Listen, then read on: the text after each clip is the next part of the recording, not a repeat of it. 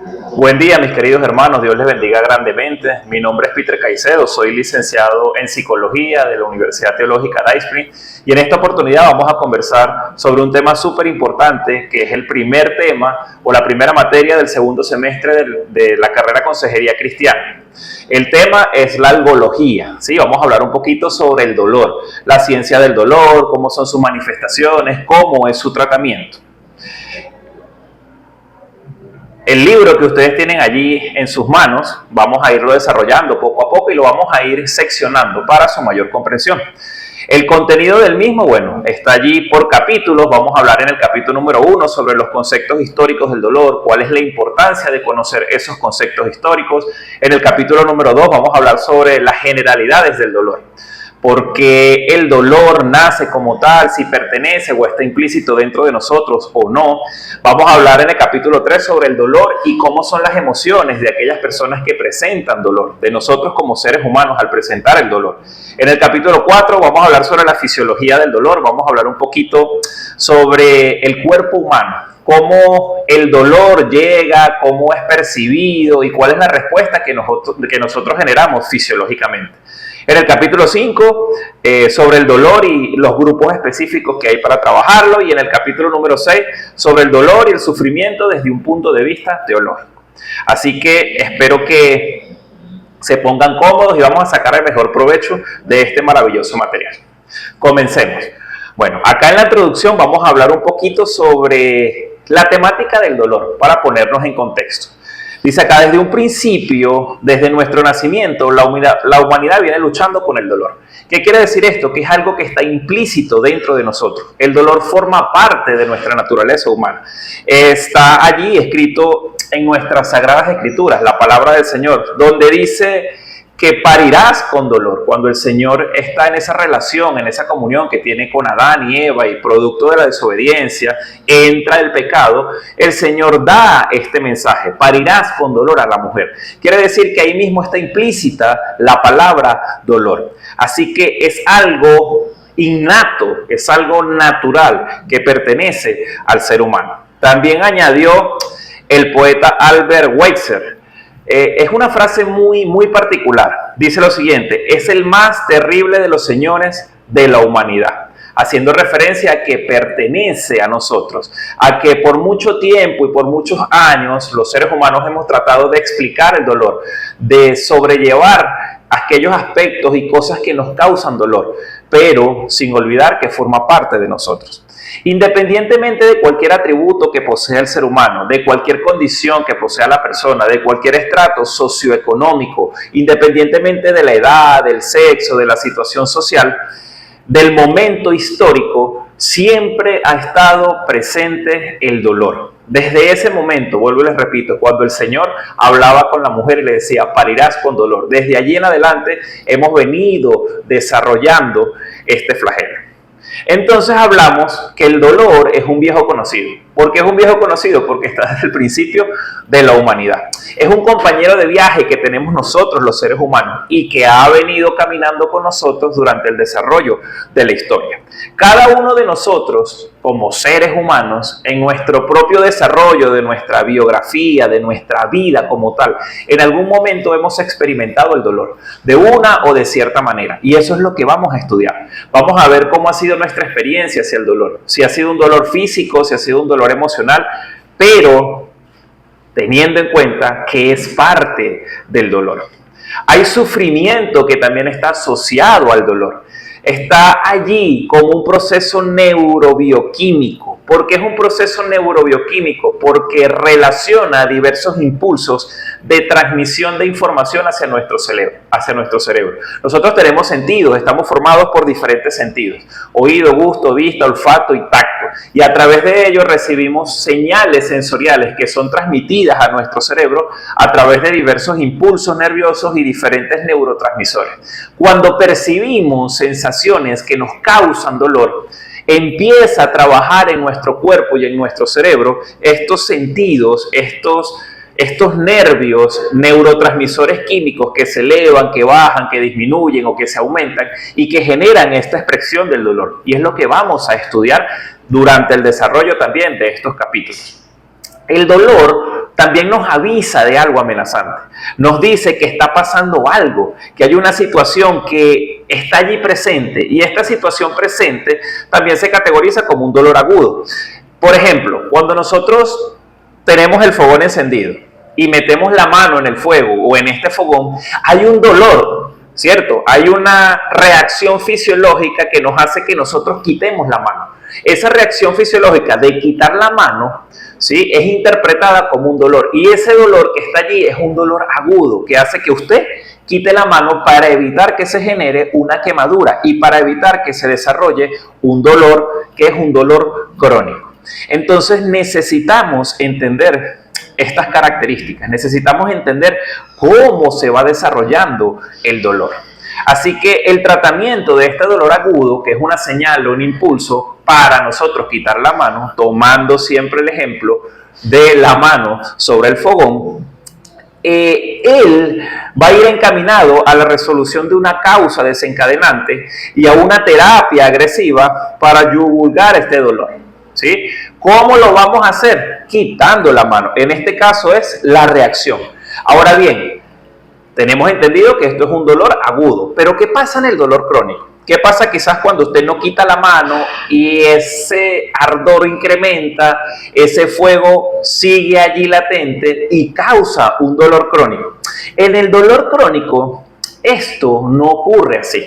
En el dolor crónico existe una causa desencadenante que ciertamente es conocida, pero que usted no puede resolver. Que usted intenta hacerlo, usted intenta resolver, pero ella siempre va a estar allí de manera permanente enviando señales a su cerebro que le van a hacer responder de cierta manera. En este caso ya hay un sufrimiento físico, un sufrimiento crónico que es conocido.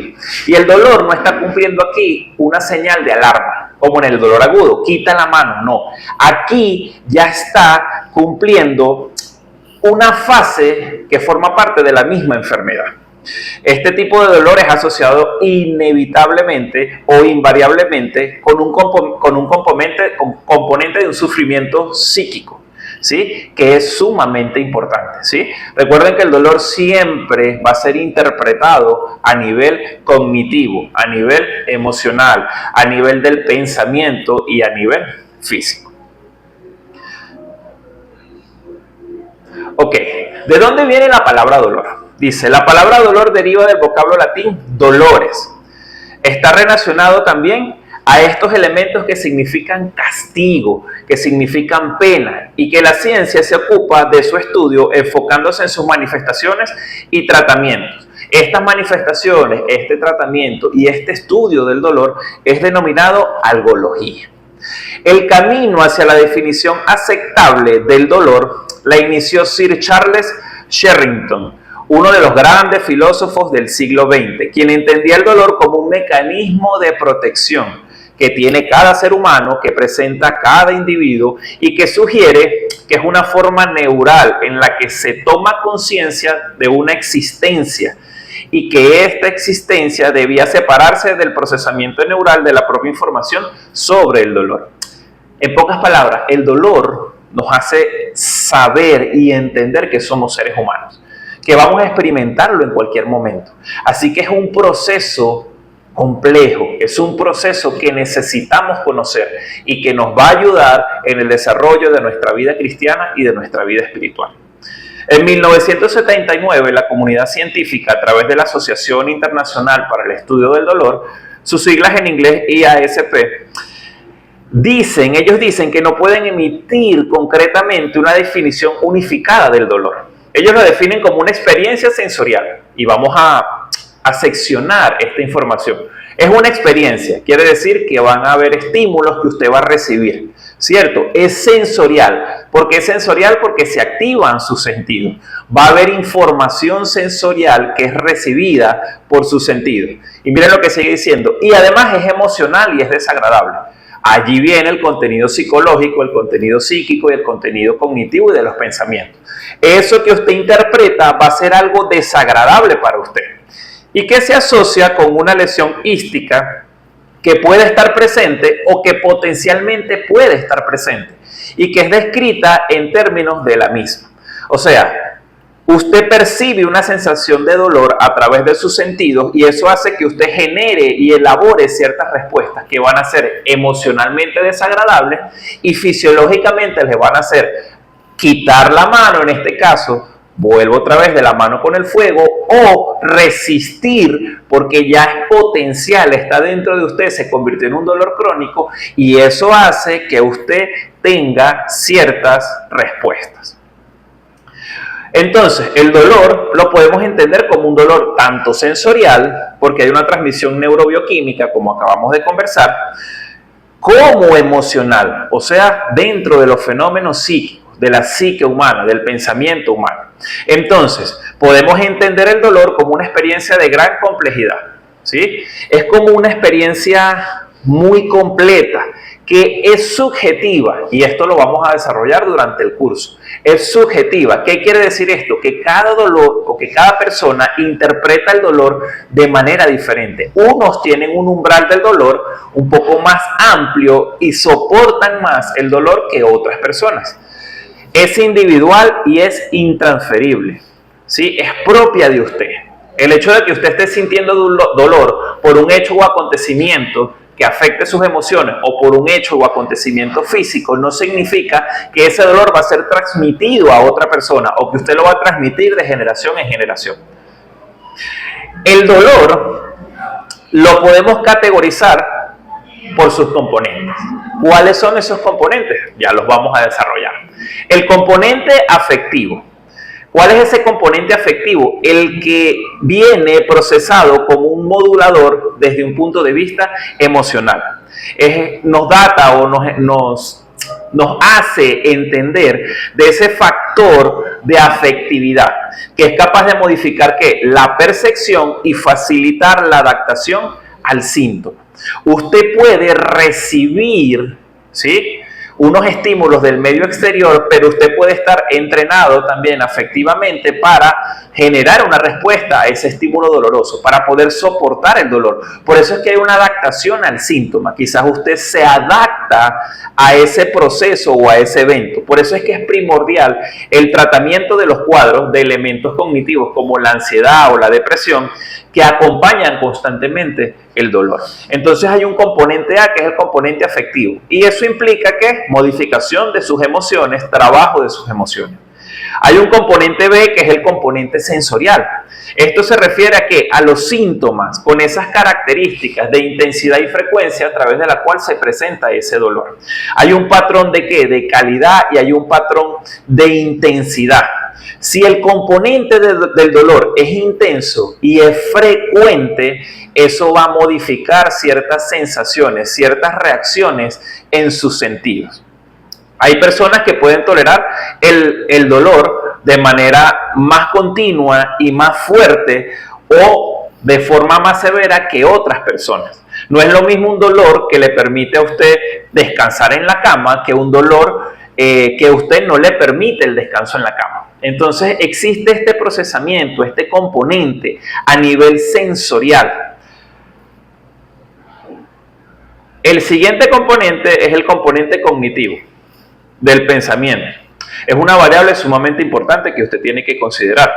Aquí hay diferentes elementos que causan dolor y no siempre son elementos físicos, sino también elementos desde un punto de vista emocional. Por lo menos el sufrimiento que conlleva el saber que un familiar o un ser querido haya muerto.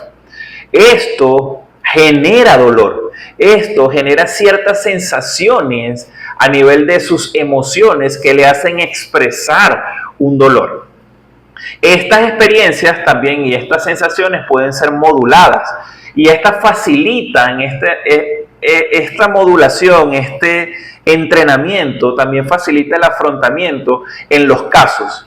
Cuando no se entrena o no se modula, también produce dificultad para poder sobrellevar este dolor que generan este tipo de experiencias. Y el último componente es el componente sociocultural. Este componente también influye dentro de las sensaciones o la percepción del dolor. El nivel social, el nivel cultural que tiene una persona influye directamente con su situación y la forma que ella tiene de enfrentarse a las situaciones. Por ejemplo, si usted conoce una persona que es de bajos recursos, ¿sí? Las personas de bajos recursos casi siempre son vulnerables a ciertas situaciones o a ciertas experiencias desde un punto de vista emocional y desde un punto de vista físico también, por así decirlo.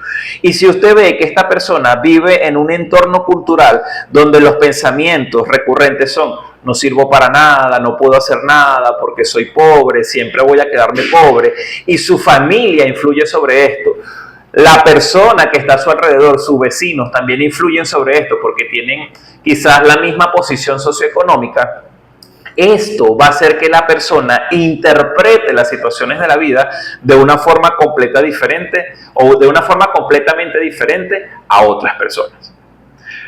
Entonces, bien, conociendo todos estos ámbitos y todos estos aspectos, vamos a iniciar con el capítulo número 1. Vamos a hablar sobre los conceptos históricos del dolor.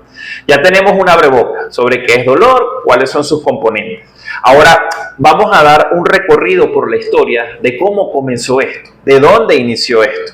Desde, como les dije, la palabra del Señor que le dice a la mujer: parirás con dolor, hasta un desarrollo evolutivo hasta el siglo XVIII, XIX y siglo XX.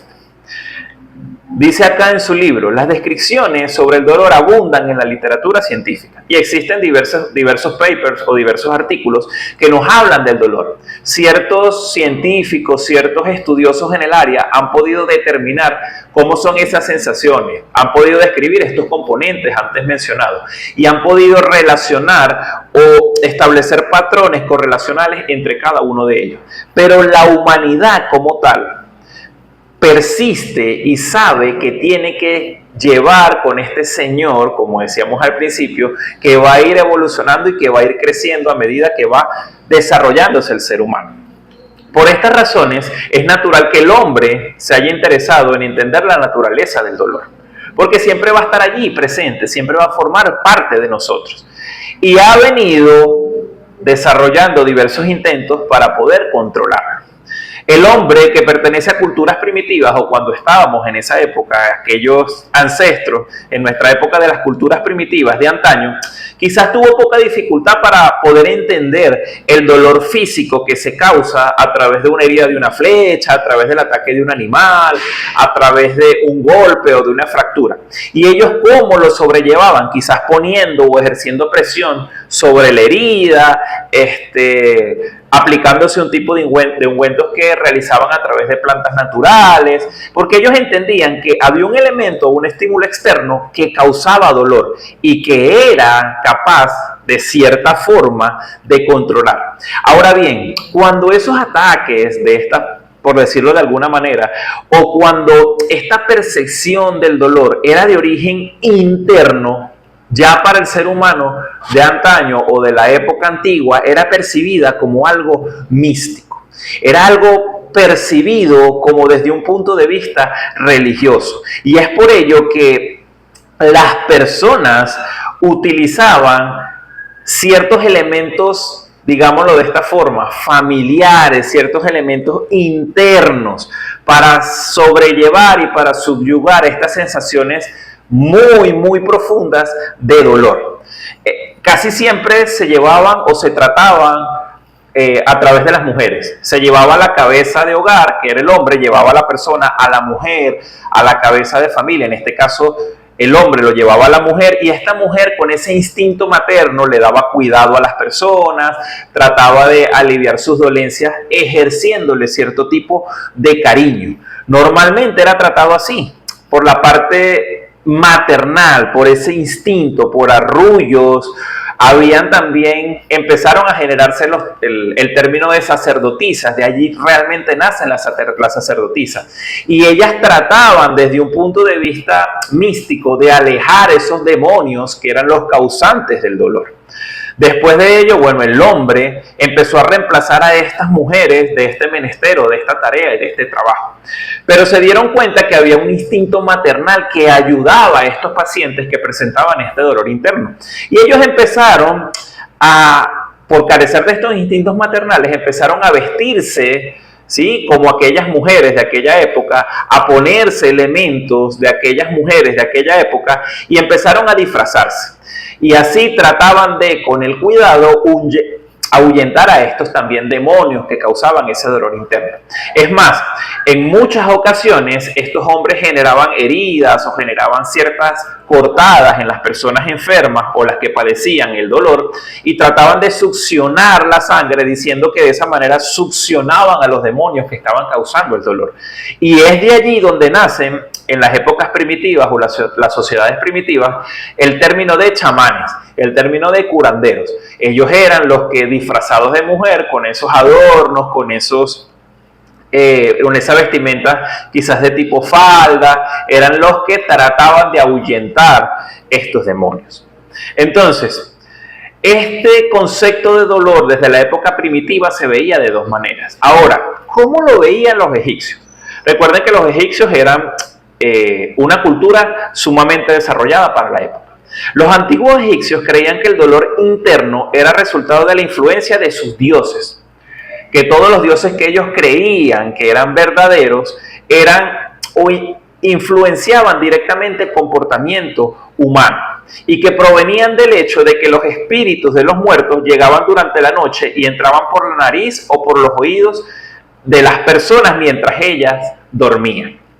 Ellos tenían esta creencia. Ellos pensaban que los dioses enviaban a espíritus de otras personas que ya habían fallecido a que entraran por los orificios nasales, ¿sí?, o por los orificios de los oídos a otras personas que estaban vivas y que los poseían y por eso generaban estas sensaciones de dolor.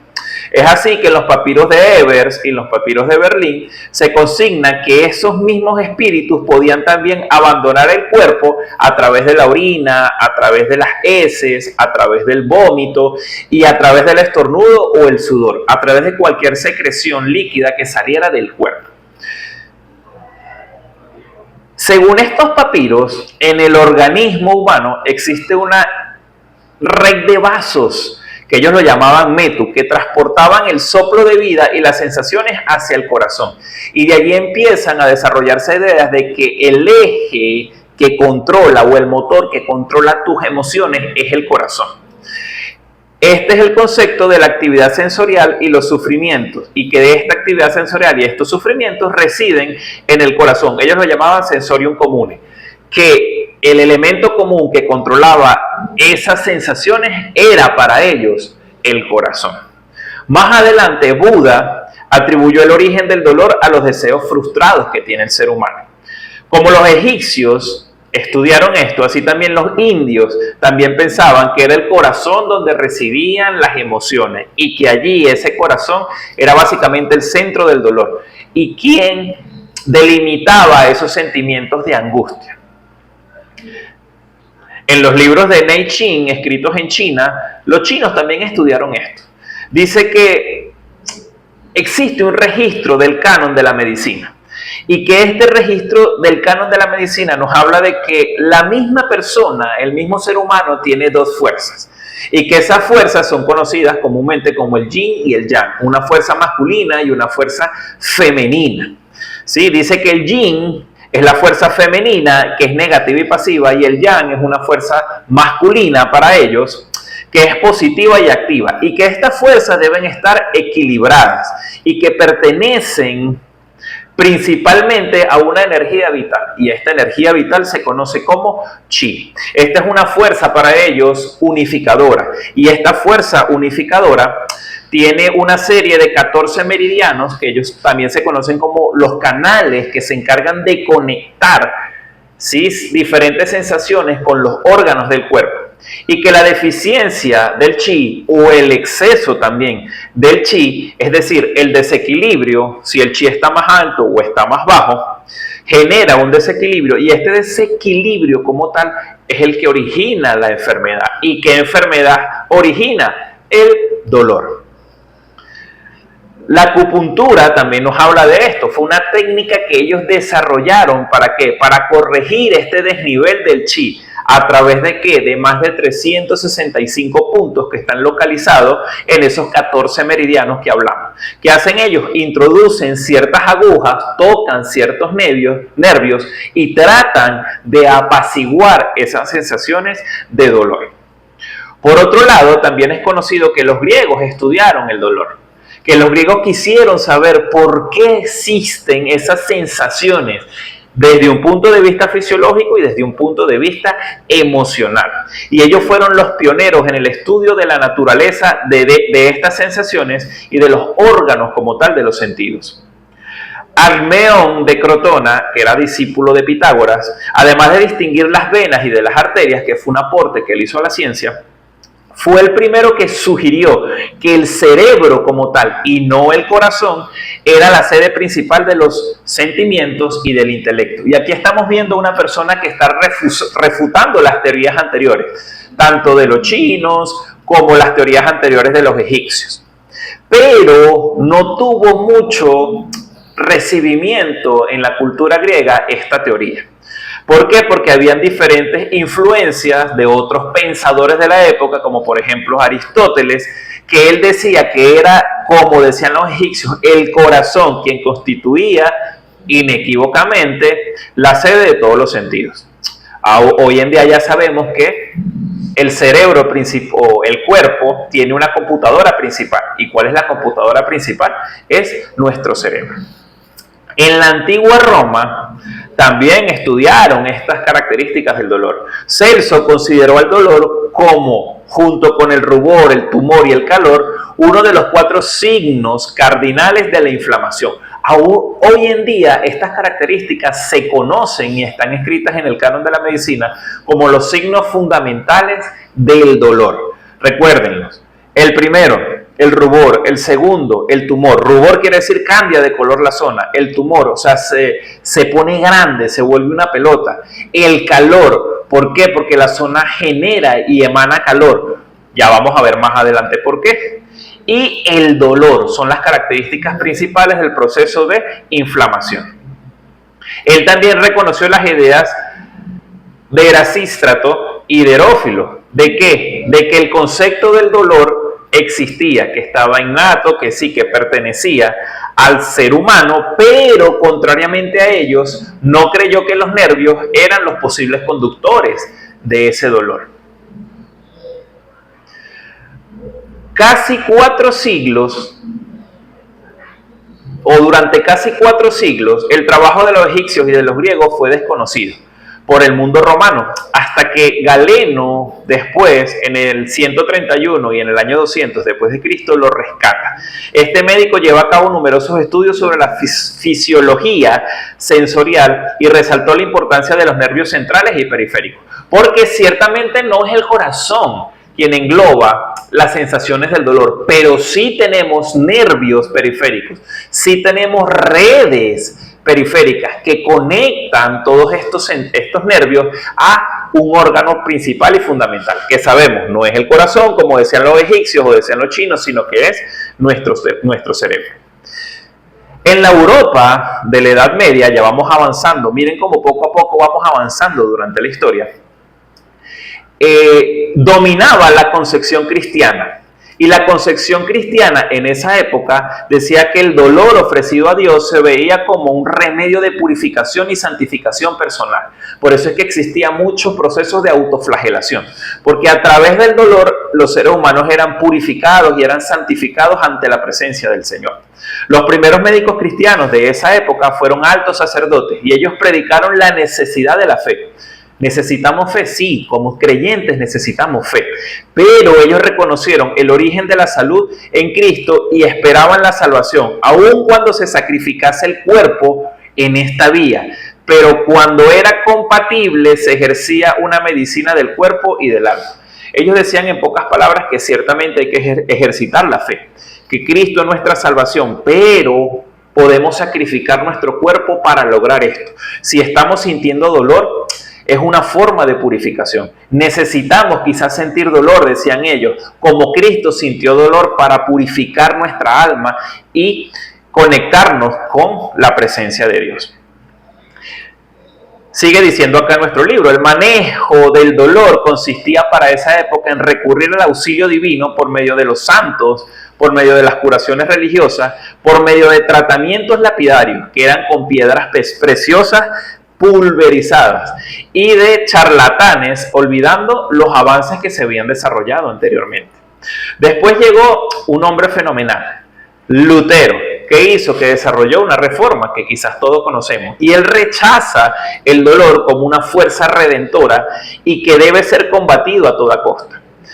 Por otro lado, para las personas musulmanes o para los musulmanes, la realidad del dolor son probaciones de Alá, o sea, son pruebas que Alá le coloca, sobre las cuales el hombre no puede huir. Y para ellos existen diferentes espiritualidades, existen diferentes momentos desde un punto de vista espiritual, diferentes también elementos como el budismo, como el hinduismo, y estos elementos son de cierta forma relacionados con la percepción del dolor. Ellos dicen que el dolor era merecido y que el ser humano lo merecía y que Alá o cada uno de los dioses que ellos veneraban era una forma o utilizaban el dolor como una forma de castigo para la condición humana. Ahora, durante el siglo XVIII en adelante, ¿qué ha pasado? Con el desarrollo de la evolución, con los avances científicos, nos damos cuenta de que el dolor está implícito aquí en nosotros. El avance de las ciencias paramédicas como la anatomía, como la fisiología, como la física, como la química de este siglo, nos han dado ciertos tipos de tratamiento para poder sobrellevar, mejor dicho, el dolor, como los analgésicos, los anestésicos, que para esa época eran elementos completamente empíricos, que no existían y que no habían. Por eso es que nace la anestesia como un surgimiento moderno para el dolor, para sobrellevar el dolor. Durante este siglo también aparecen las corrientes originadas frente al dolor. Entre esas corrientes está el mesmerismo, que el mesmerismo fue desarrollado por Frank Anton Mesmer y nos habla de fluidos magnéticos. ¿Qué hacía Franz? Él decía que el cuerpo estaba lleno de magnetismo y que a través de diferentes imanes él podía llegar a ciertas zonas de nuestro cuerpo para apaciguar ese dolor.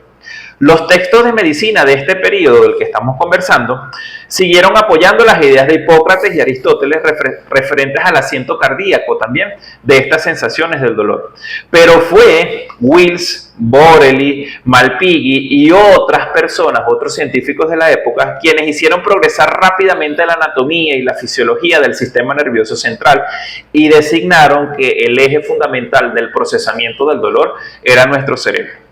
Dice aquí, a finales del siglo se inició una nueva era del tratamiento del dolor, cuando se descubre el óxido nitroso, cuando se descubren las propiedades analgésicas de ella, cuando se propone la anestesia como tal. Y surgió en la fisiología una ciencia experimental independiente que permitió la expansión de la investigación científica y de las sensaciones generales del dolor en particular. Y a través de estos desarrollos científicos, ¿qué pasa? Nacen nuevas teorías. ¿Cuáles fueron las teorías que nacen en esta época? Uno, la teoría de la especificidad sensorial. Esta teoría nos habla de que el dolor es una sensación específica, que tiene su propio apartado sensorial, que es independiente de ciertos elementos como quizás el sentido del tacto, porque si ciertamente utilizamos los sentidos para recibir información del medio exterior, cuando quizás un microorganismo nos ataca y nos enfermamos, esos procesos víricos, suponiendo que sea un virus, que se producen dentro de nuestro organismo, de cierta forma o de cierta manera van a causar inflamación y esa inflamación va a causar dolor. Así que no es solamente a través del tacto, sino también a través de otros elementos.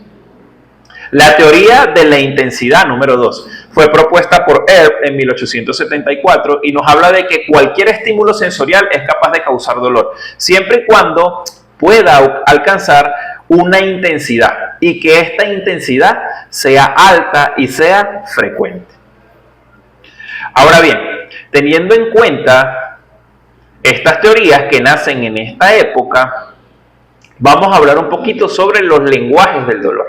Ciertamente existe dolor, pero hágase allí la pregunta, si el dolor está, ¿cómo hago yo para expresarlo? Dice, uno de los aspectos que más llama la atención a quien estudia el dolor es precisamente el que diferentes grupos hablen de él en términos y contextos distintos. En diferentes culturas a nivel geográfico o a nivel de la tierra, ¿sí? Usted puede viajar a Estados Unidos y allí le van a hablar del dolor. Usted puede viajar a China y ellos van a hablar del dolor. Quizás interpretado a nivel cultural, pero hablan de este componente. Y esto es interesante. Esto es sumamente importante. Por eso es que los neurólogos hacen esta asociación del dolor y el estudio del dolor a través de impulsos nerviosos. Los psicólogos lo hablan a través de las emociones y los filósofos lo hablan a través del significado y de las funciones. Recuerden que existe una forma de comunicación entre cada una de las áreas y entre cada uno, en la actualidad, y entre cada uno de las zonas, de las culturas y de la profesión de cada persona. Desde un lenguaje técnico-científico, usted se comunica con las personas, con sus colegas, ¿sí? A través de diferentes palabras o a través de diferentes códigos, ¿sí? Que están establecidos científicamente. Por eso es que los neurólogos hablan y entienden el dolor desde este punto de vista, los psicólogos desde el punto de vista ya mencionado y los filósofos desde lo que acabamos de conocer. Estos profesionales se refieren a ¿qué? A realidades diferentes, pero siempre van a aplicar algo en común, que es la palabra dolor, para tratar conceptos que además de esto son subjetivos. La Asociación Internacional para el Estudio del Dolor incluye la siguiente nota complementaria. Dice, el dolor es siempre subjetivo. Y esto necesito que lo mantengamos presente. El dolor es subjetivo.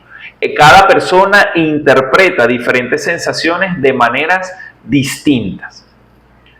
El lenguaje neurológico es de las teorías del dolor y el de los tractos anatómicos que comunican directamente los órganos con el cerebro, así como el de los diferentes neurotransmisores que funcionan como moléculas afectoras de esta comunicación. Así que para ello, para los neurólogos, la persona que experimenta dolor está gobernado por diferentes estímulos que lo producen. Además de ellos tienen filtros que a manera de compuertas modifican los impulsos a lo largo de esas vías anatómicas. Esto lo vamos a ir desarrollando un poquito más adelante. El psicólogo, ¿qué hace? Se ocupa principalmente de ¿qué? De la influencia de la mente y de los patrones comportamentales y culturales de cómo percibe el dolor y de cómo la persona tiene una experiencia del dolor, cómo aprendió a canalizar el dolor, qué aprendió esta persona del dolor, cómo lo ve desde un punto de vista mental. Y la mente, ellos la posicionan, o nosotros la posicionamos, como la generadora de dolor y como la reguladora de las respuestas del doliente. Y cómo regulan esas respuestas a través de diferentes patologías o diferentes trastornos. Entre ellos podemos hablar de la ansiedad, del sufrimiento, de la depresión, de la indiferencia, de la baja autoestima, frente a los estímulos nocivos. El dolor fantasma también existe dentro de un ámbito psicológico. Es espontáneo y lo experimenta la persona después de recordar episodios desagradables alrededor de ciertos elementos de amputación. Es un dolor que es inducido, ¿por qué? Por un acto como tal, que es que la amputación de un miembro. Ilustra bien estas características que acabo de mencionar.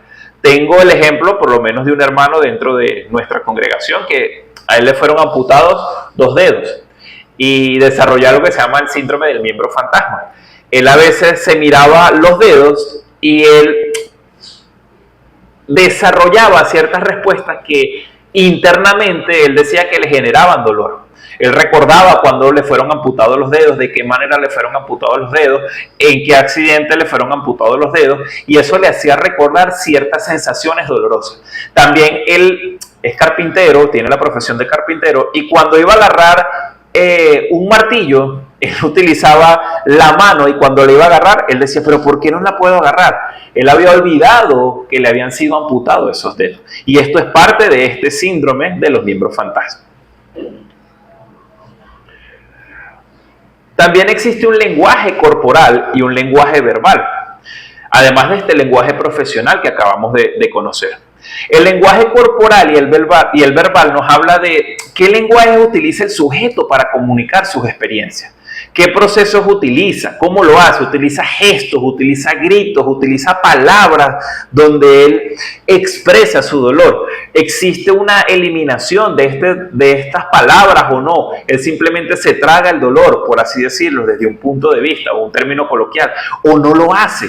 Esto se inicia cuando la persona percibe una sensación del dolor. Si la persona, por ejemplo, está enferma o no está enferma, y si esta persona decide o no decide buscar ayuda.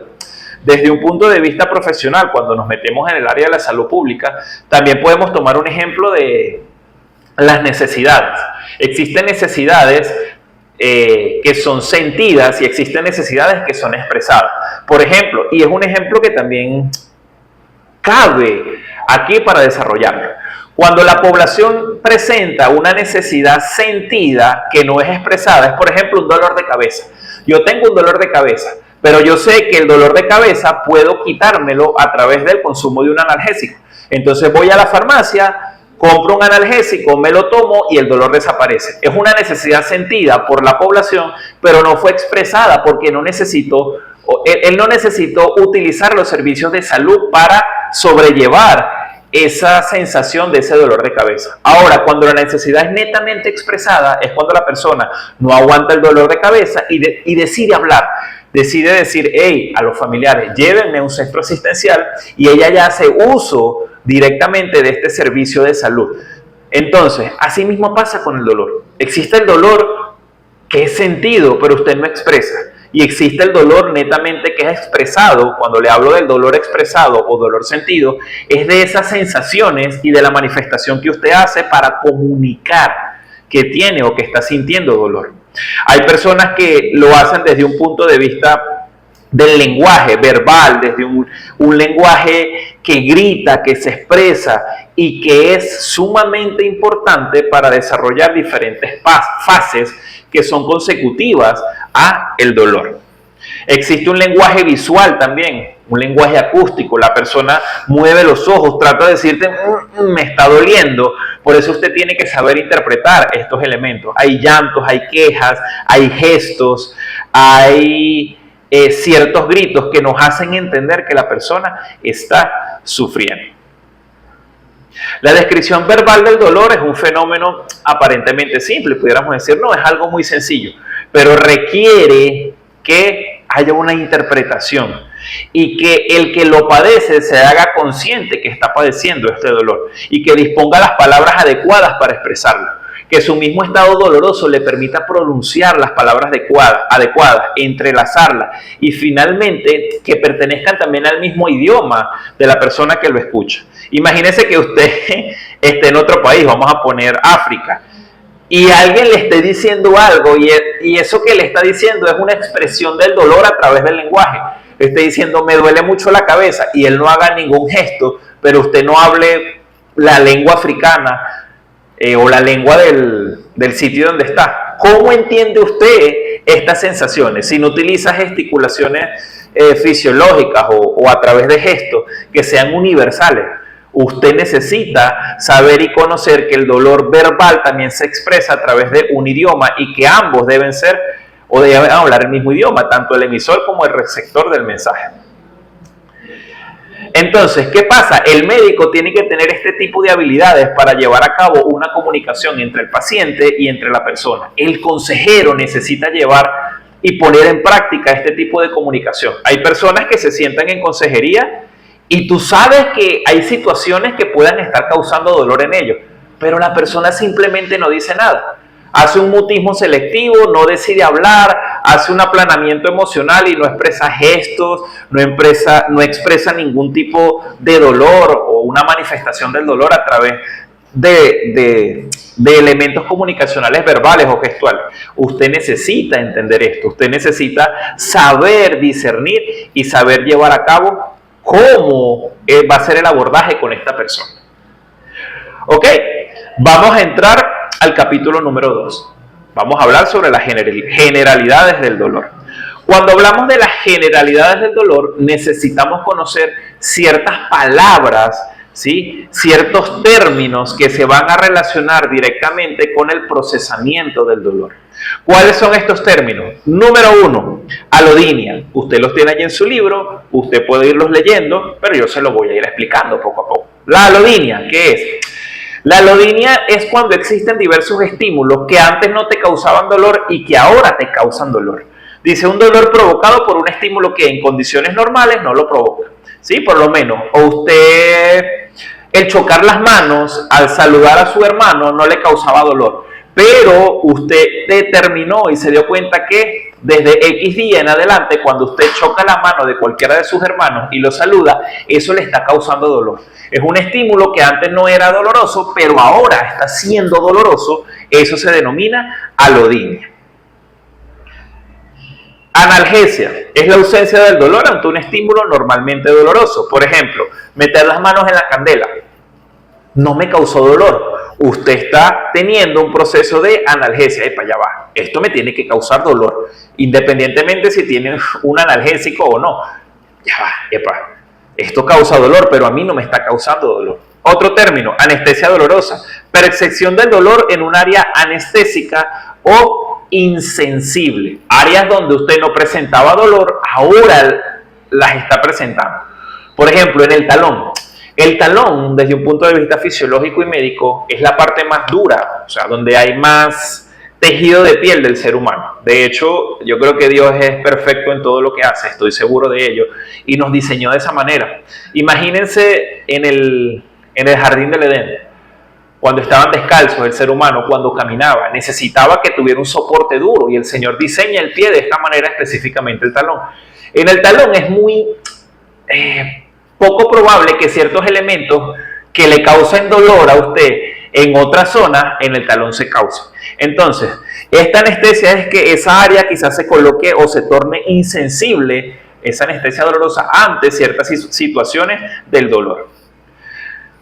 La artralgia, ¿sí? Y este término lo podemos seccionar. Yo siempre le digo a mis estudiantes o a mis hermanos, vamos a dividir los términos en dos.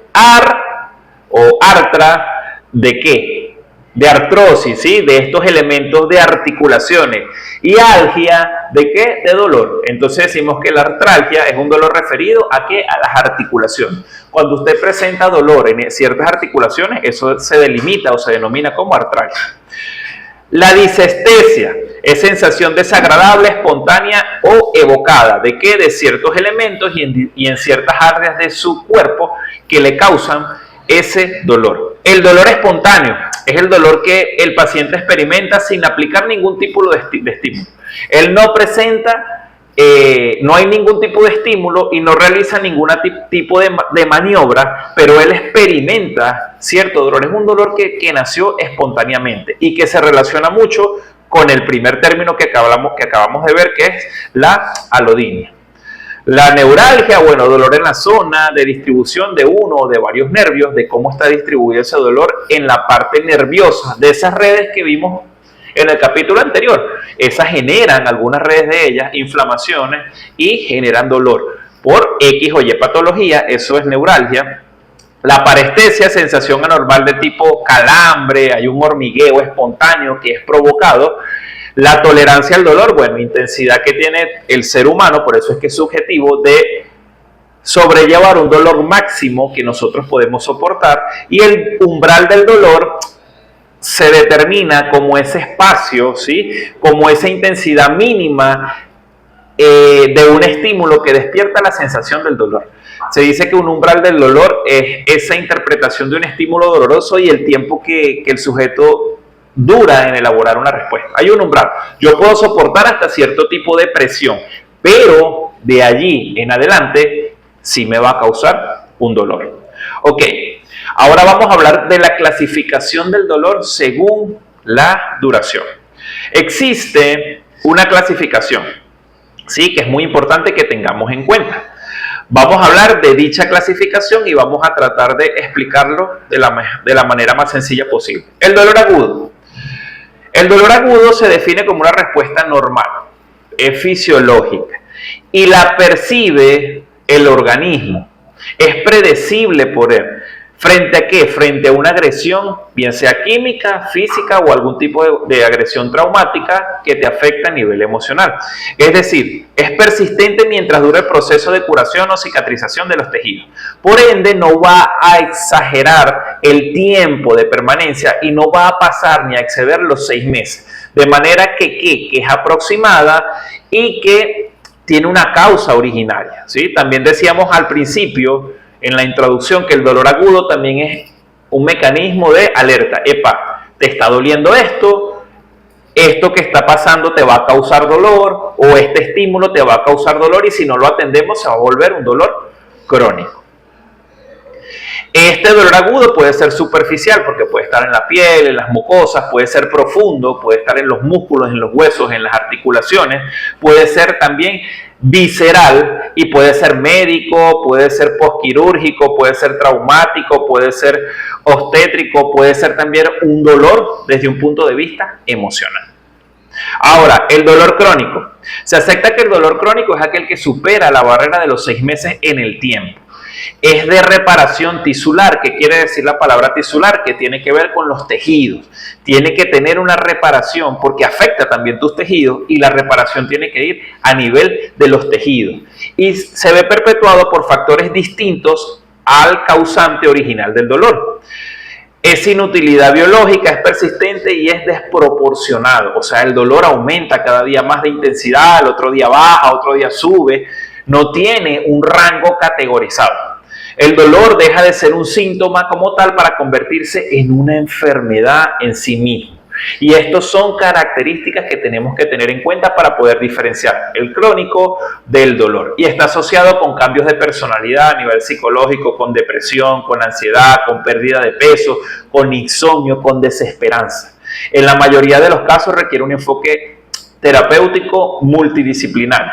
Y esto es un enfoque que vamos a desarrollar en los capítulos más adelante, que debería hacerse multidisciplinariamente. Ahora, ¿podemos diferenciar entre el dolor agudo y el crónico? Sí. Ahí van a conseguir una tablita donde nos habla sobre el dolor agudo y crónico. La intensidad en el agudo es proporcionado, en el crónico es ¿qué? Desproporcionado.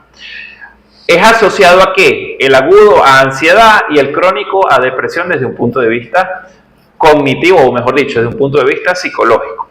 Es evolutivo, en la parte aguda es transitoria y en la parte crónica es permanente y recurrente y pasa después de los 6 meses, y en la respuesta al tratamiento en el dolor agudo es buena y en el dolor crónico es básicamente irregular. Ahora bien, ¿el dolor se puede clasificar según su fisiopatología? Sí. ¿Cómo se clasifica? De la siguiente manera. 1. Dolor nociceptivo. Es un dolor normal o sensorial. Recuerden, nocicepción es la interpretación de un estímulo doloroso, como les decía anteriormente, y el tiempo que dura el sujeto en elaborar una respuesta. Eso es nocicepción. ¿Cómo interpreto el dolor y cómo genero esa respuesta? Está en los individuos de manera normal y puede ser de un estímulo que produce daño o de una lesión en órganos somáticos o viscerales. El dolor neuropático, miren, se define en 2008 como un dolor que aparece como consecuencia directa de una lesión o enfermedad que afecta al sistema somatosensorial.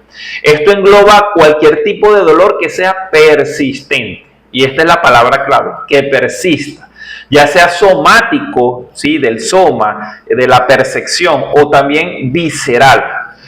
Tiene que ver con el tiempo. ¿Sí? Cuando lo hablo de somático y del soma es que usted lo recibe psicológicamente a través de ciertos canales y usted lo expresa a través del cuerpo.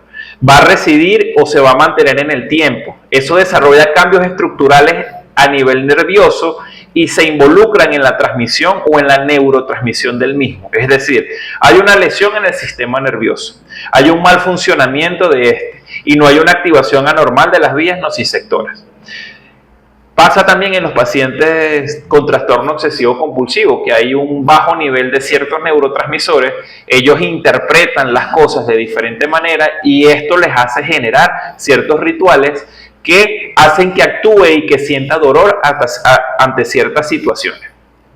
El dolor psicogénico es un dolor no orgánico, surge como consecuencia de padecimientos de origen psíquico y tiene los siguientes criterios clínicos. El síntoma principal es el dolor. Está localizado en una o varias zonas corporales. Se define o es como algo suficiente de gravedad como para necesitar atención médica. Lleva un deterioro social, ojo con esto, es clave, laboral y otra área importante de la vida del individuo. Los factores psicológicos desempeñan un papel importante del individuo, como la gravedad, la exacerbación y la persistencia del dolor. No hay una simulación ni una intencionalidad de simular. Miren, estas características me recuerdan mucho a los pacientes con fibromialgia. El médico no sabe cómo categorizar la enfermedad, porque le hace una serie de exámenes a los pacientes y ellos salen excelentes, salen extremadamente bien en todo. Les hacen electroencefalogramas, les hacen tomografías, resonancias magnéticas, lo llevan a médicos internistas, médicos fisiatras, lo llevan a todos lados y sale todo bien. Y cuando el médico no sabe qué hacer porque la persona sigue manifestando dolor en las articulaciones, músculos o cuerpo, le dicen fibromialgia y lo categorizan como fibromialgia. Lo importante de esta enfermedad es que el paciente no miente, siente realmente el dolor, está sintiendo el dolor, está sabiendo que hay dolor. Miren, los estados obsesivo-compulsivos, aquí lo habla el libro, la esquizofrenia, las alucinaciones, son equivalentes a estas categorías. Por eso es que la Sociedad Internacional de Reumatología ya dice que la fibromialgia es una enfermedad relacionada a la percepción del dolor. Entonces, otra característica, bueno, no se explica mejor por otras psicopatologías como un trastorno del estado de ánimo, ansiedad, psicosis, y está lo que acabamos de conversar. Ahora bien, existen diferentes modelos para explicar la diferencia del dolor. ¿Cuáles son? Modelo número 1. El modelo de la puerta de control. Dice que la médula espinal actúa como un modo de puerta que abre y cierra y regula la cantidad de mensajes de dolor que pasan hacia los centros superiores. Hay diferentes factores que abren esta puerta o que cierran esta puerta y que aumentan el dolor. Y estos factores son tanto físicos como emocionales y como cognitivos. Los factores que cierran la puerta van poco a poco disminuyendo por el dolor y porque se encuentran también factores físicos, como cuáles, como tratamientos, como analgesia, como tratamientos biomédicos, el descanso, actitudes positivas, ciertos tipos de tratamientos en el área de la reestructuración cognitiva desde un punto de vista psicológico, técnicas de relajación como la técnica de relajación de Jacobson. Estos elementos son factores que van a cerrar la puerta y por eso es que automáticamente disminuye el dolor. El siguiente modelo, el modelo de estrés de Lazarus y Folman, esto es un modelo netamente psicológico, también se llama modelo transaccional del estrés y dice que la discapacidad será mayor o menor en función de cómo se evalúe y cómo se afronte el estímulo doloroso. Usted tiene, la capacidad de interpretar ese estímulo doloroso y de generar una respuesta. Ahora, esta intensidad del dolor se va a dar de acuerdo a la forma en que usted responda ante ese estímulo doloroso. Por eso es que hay variables como el catastrofismo, la autoeficacia, que van a ser determinantes en la discapacidad, incluso en el propio dolor, así como las estrategias que usted tiene de afrontamiento, que son a través de expresiones emocionales y de la búsqueda de apoyo social, para poder sobrellevar el dolor a través de este modelo. El modelo biopsicosocial, dicen que el hombre, según la Organización Mundial de la Salud, también es un ser biopsicosocial, o sea que es biológicamente activo, psicológicamente activo y socialmente activo. Sostiene los factores biológicos, psicológicos y sociales en un conjunto que determinan la salud y la enfermedad. Por eso es que no solamente es la fisiología, sino también es la mente, las sociedades y el pensamiento. Existen también los factores psicosociales de la experiencia del dolor y los riesgos de cronificación, donde se presentan los estímulos dolorosos, donde el organismo responde también como un todo, como una máquina, y nos hablan también de factores individuales que son muy importantes ya que hacen referencia al umbral y dolor de la tolerancia. ¿Por qué? Porque desde un punto de vista subjetivo existen estos factores. Los factores interpersonales, la relación que tenemos con las personas que interactúan con nosotros, cómo usted interactúa con el paciente, con la persona que está llevando la consejería, cómo ellos interactúan con sus familiares. Los factores grupales e intergrupales, que son representaciones y presiones sociales, que son que se comparan el dolor, donde usted hace un grupo y cada uno de ellos habla de acuerdo a estos factores. Y por último, bueno, ahí nos habla el libro de la epidemiología. Esto es importante saberlo. Miren, más de 90 millones de personas de los 250 millones de habitantes en los Estados Unidos sufren de dolor. 22 millones de los cuales están parcial o totalmente discapacitados. El dolor no solamente te inmoviliza emocionalmente, sino que también te genera una discapacidad.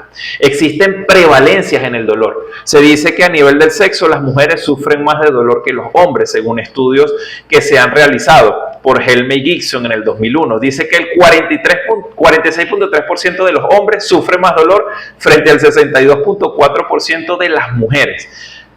Estos son datos sumamente interesantes y el dolor también va incrementando de acuerdo a las patologías. Por lo menos los pacientes oncológicos sufren 20% más de dolor durante el tratamiento y un 90% más cuando la enfermedad va avanzando, y las personas que tienen SIDA.